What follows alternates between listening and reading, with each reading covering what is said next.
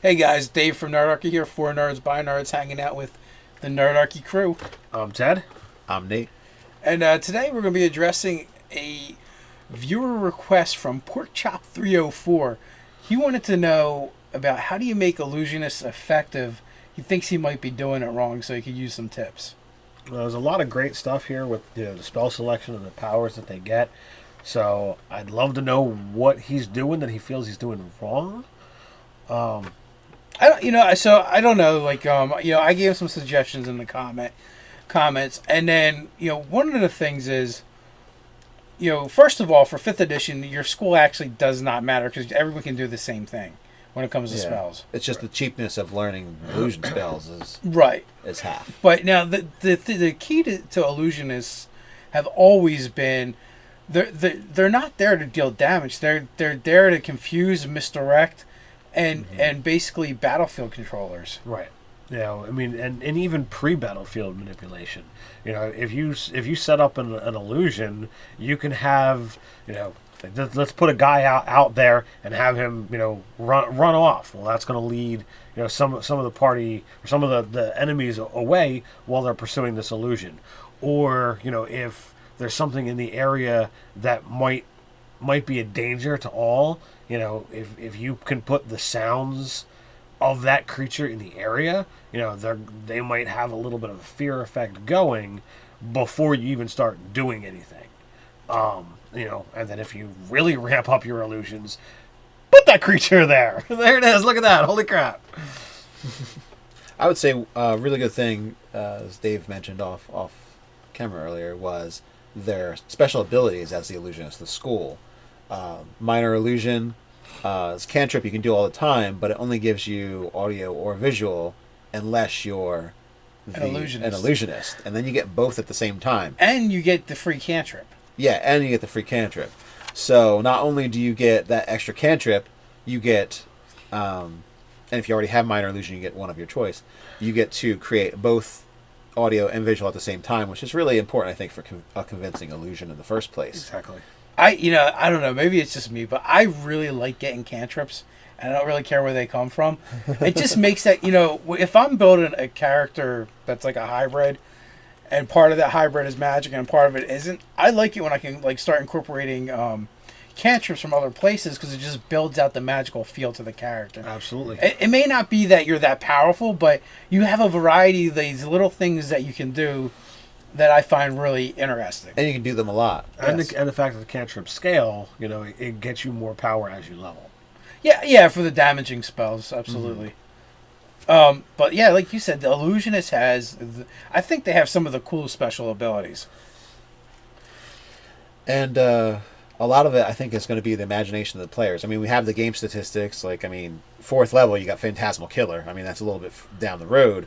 But there's other Phantasmal Force and these other Phantasm creations of illusion. If you start at the bottom, you've got Color Spray, which, it doesn't knock the people out anymore, but it makes them blind, which is, pretty useful. You got Blur at 2nd, which is going to, allow you to, have disadvantage, or your opponents are going to have disadvantage for any attacks on you. Is the mirror image a illusion? I feel like it should be. It is. Check See, I don't even care about that stuff, to be honest with you. When I think spells. when I think illusion, no spells, but I'm more interested in the things like hallucinatory terrain, minor illusion, silent image, like that kind of stuff. So, you go around, basically, say you're running away from someone in the city, you duck in an alley, and you put a wall up behind you. Mm-hmm. They just come around the corner, they're going to go right by because now there's a wall blocking their line of sight. Right. Maybe you do an illusion of an open doorway. Boom! Where there's actually a wall. Or, you put a floor over top of a pit. Or you put a pit where there isn't one and and it's obvious, so they're going to go around it. So you can do things like that. And I think, that's the real strength of the illusionist because that's the kind of stuff that is only going to be limited by your imagination. And now you have a cantrip you can do at will with visual and audio capabilities. It actually makes it better than the first level spell you can get. Mm-hmm. Where, let's face it, you're an invoker, what can you do? I blow shit up. Well, what else? No, that's it, I just blow shit up. That's what I do. You know, that's your only real option. I mean, you get the Invoker abilities, makes you a little bit better at it. But in this edition, you can take the same spells that Invoker would, but then you have the illusion stuff that you can do really cool stuff with. Yeah. So and with it being with spell slots, you have the ability to say, you know what, my focus is illusions, and I'm going to be able to do that. But if I'm forced into a combat situation, you've still got the ability to pull out those damaging spells because you're not limited by what did I prepare previously. You know, you've got the spell slots, so you can be like, all right, well, I'm just gonna. Even if every level you take one spell that happens to be an illusion, you still have a ton of other spells that you could use spell slots on. Absolutely, yeah. You're not even pigeonholed.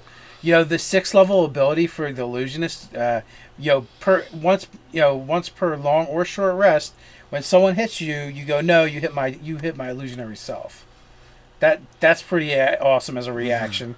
And let's face it, as a wizard, you're not going to be using a lot of reactions anyway, unless you're casting shield. You know, so that's a nifty use of it. So let's say here, do I cast shield or do I cast? No, you didn't crit me. Yeah. Exactly. The illusionary reality, where you can actually make part of your illusions real. So, like, you make an illusionary bear to attack them and they disbelieve, but then it hits them anyway. and then when they attack it back, it's not real. They can't really kill it or damage it. That's actually the best illusion I've seen ever. Even if your DM goes, well, you can only do like attack for a die 6 once around. But you know, I think that's gonna seriously mess with people's heads. Well, yeah, that part of it, you know, the psychological effect of they're fighting this thing that they can't actually hurt because it's not real, but yet it's managed. You know, every once around you make it real so it can hit them. You know, or you totally wily coyote their asses by running across an illusionary bridge that you just summoned, you and the party, and then you make it not real again when they go to follow you. So, you know, so that's really cool. I guess you could do things like, you know, if there's deadfalls and stuff like that, you can illusion them away. Mm-hmm. Or you know, or maybe you make like they're pursuing you and you're running. And you cast an illusion spell, and there's a deadfall in front of you, so you make it look like it's actually a broken tree instead. So they think you just ran through the hole, and then they're gonna try to do the thing and bust their shins. The hardest thing with illusion is it takes buy-in from your DM. Yes. If your DM is going to be the guy like, oh, I'm going to roll a saving throw every time, and that's how we will always resolve illusions, then yeah, it's worthless to even try it, and it's not going to be any fun. But, you know, if I got players and they would have come up with cool, crazy stuff to do with illusions, I'm all for it. I think that makes it for exciting things for them and exciting things for me in my game. Well, I see the saving throws as kind of, you may not have done the illusion properly, so there's like something where the depth is off, or there's some kind of tell that they notice. Well, here's my opinion. Unless they do something and make that happen, they have to directly interact with the illusion. You know, going, okay, well, you know, I just ran around the corner, I duck in an alley, and I cast make an illusionary wall. Yeah. I don't think they should get a saving throw against that. No, they should just be walking or running past, trying to find you. Right. Like, where did they go? There's a wall here. Yeah. Unless they're following your tracks or something, that would be the only way. They'd be like, why does his tracks go into this wall? And then you'd be asking a question, why is this wall here?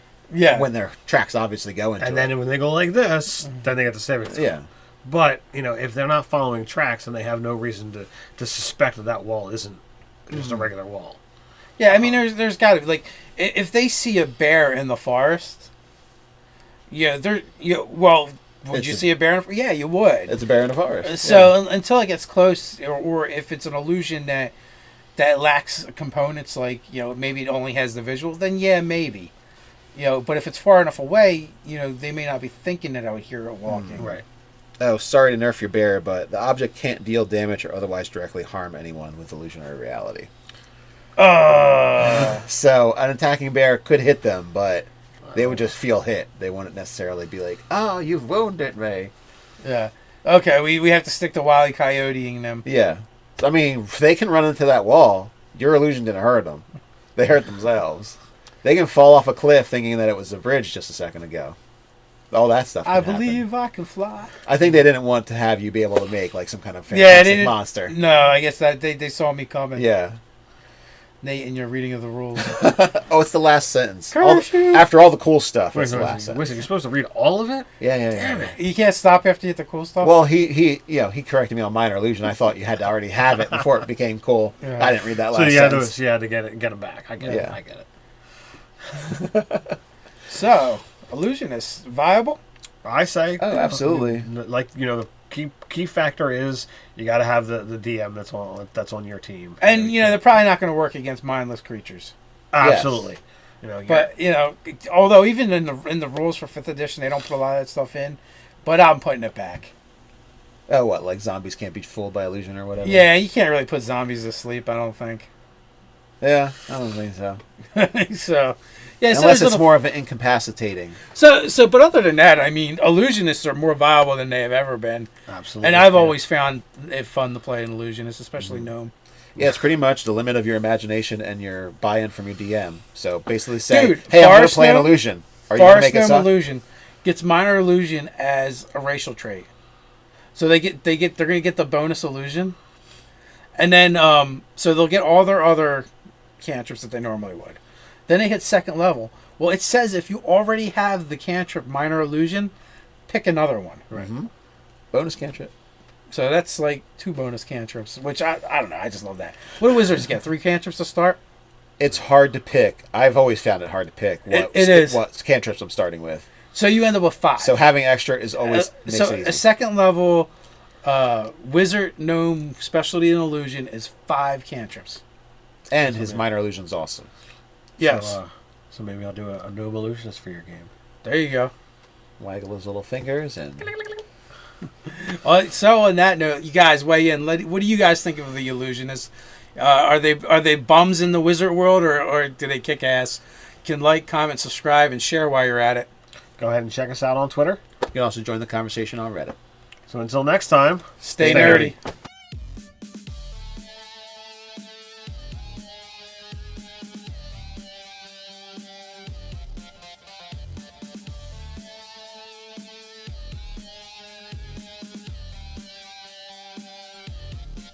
Damage. They're there to confuse, misdirect, and basically battlefield controllers. right?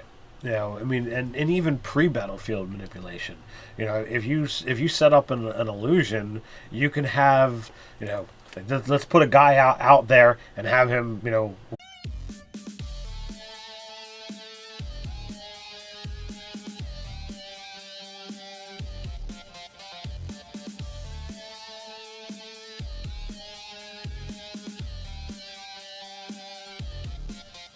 Hey guys, Dave from Nerdarchy here. There's a lot of great stuff here with the spell selection and the powers that they get. So I'd love to know what he's doing that he feels he's doing wrong. I don't know. Like, I gave some suggestions in the comments, and then one of the things is for nerds by nerds hanging out with the Nerdarchy crew. Ted? I'm Nate. And today we're going to be addressing a viewer request from Porkchop304. He wanted to know about how do you make illusionists effective. He thinks he might be doing it wrong, so he could use some tips. First of all, for 5th edition, your school actually does not matter because everyone can do the same thing when it comes to spells. It's just the cheapness of learning illusion spells Right. is half. But now the key to illusionists have always been they're not there to deal